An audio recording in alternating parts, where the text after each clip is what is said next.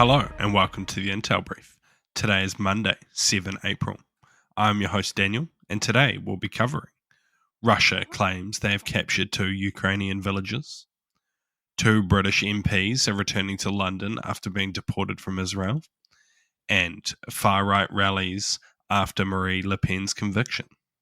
So firstly, Russia has reportedly seized control of 2 Ukrainian villages, one in the southern Zaporizhzhia region and the other in the eastern Donetsk region, as confirmed by Moscow's defense ministry. This development comes amid ongoing attempts by US President Donald Trump to broker a ceasefire which continues to face difficulties. Meanwhile, the conflict persists with aggressive military engagements, including those using drones, as Russia advances further into Ukrainian territory. In a related report, Ukrainian President Volodymyr Zelensky disclosed that Russia had deployed 170 drones overnight, targeting several regions, resulting in significant civilian casualties and infrastructural damage. A particularly severe attack occurred in the Dnipro region, destroying a hotel complex and killing 4. President Zelensky criticized Russia's actions as undermining global peace efforts, accusing it of prolonging the war and instilling terror without facing substantial international pressure. Despite preliminary agreements on truces, their actual implementation remains uncertain, with both Ukraine and Russia blaming the other for the ongoing undermining of peace efforts. So what? In my opinion, Putin clearly doesn't care about these negotiations with Trump and is highly likely only dealing with them in the hope of appeasing Trump and avoiding further sanctions for as long as he can. Sadly, it is unlikely that any form of peace deal is going to be achieved in the near term, with Russia already firing missiles from the Black Sea despite saying they wouldn't do just that a week ago. This goes back to one of the facts of war. Both sides get to say when the conflict ends. This is just as true today as it has been in all of history. And while Russia is still gaining ground and support for Ukraine seems unclear, it is unlikely that Putin will stop. It is likely the best way to end this conflict is through strength rather than appeasement. And next, 2 British MPs from the Labour Party were denied entry into Israel and sent back to the UK, which they criticised as an unprecedented step by Israeli authorities. The MPs were part of a delegation intended to visit the occupied West Bank, but Israeli officials accused them of intending to provoke anti-Israeli activities based on their previous criticisms and actions against Israeli policies. The Israeli embassy in London cited their involvement in promoting sanctions and supporting boycotting campaigns against Israel as the reasons for the denial. The situation drew criticism from Britain's Foreign Secretary, David Lammy, who expressed disapproval over Israel's handling of the MPs.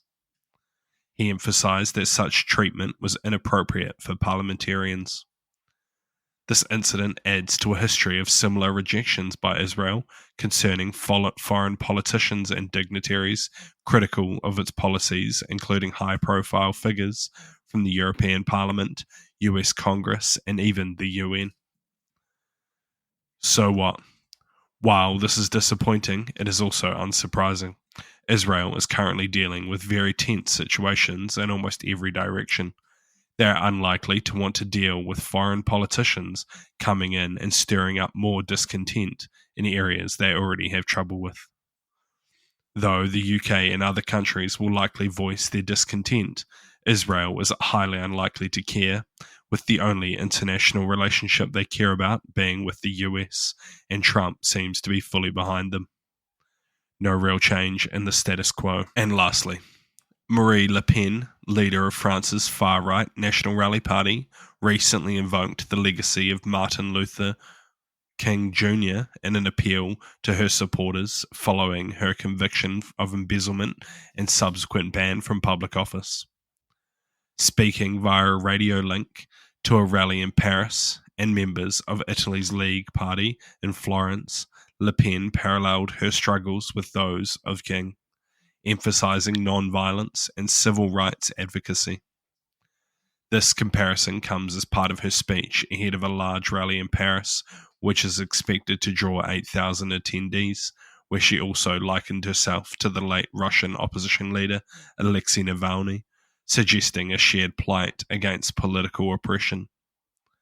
Le Pen's conviction involves the misuse of European Parliament funds, resulting in a 4-year sentence, 2 of which are to be served under home detention, and a 5-year ban from holding public office.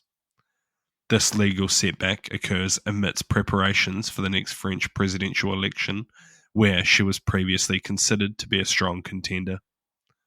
Despite this, her party, led by Jordan Bardella, in her potential absence, continues to rally for support, claiming her conviction is unjust and politically motivated. This situation has sparked significant political debate in France, with critics from the centrist and left-wing factions accusing the National Rally of undermining French democracy and judicial independence, as reflected in counter-rallies and statements from political figures like former Prime Minister Gabriel Attal. So what? This is an unsurprising move, and one that will likely increase the controversy over her conviction if proof of her crimes are not made public in a clear and easy-to-digest format. Additionally, it is possible that despite her absence, this event may boost the popularity of the National Rally, leading to them gaining more votes in the next French election. However, this will really depend on who they put in her place for the presidential ballot and how well the French public receives them. Thank you for tuning in to the Intel Brief, your daily update on global geopolitics, brought to you by HM Intelligence. You can support the show by sharing it with your friends and leaving us a 5-star review. And if you're curious to learn more about intelligence, check out one of our courses in the description below. Thank you for listening. I've been your host, Daniel, and I'll see you next time.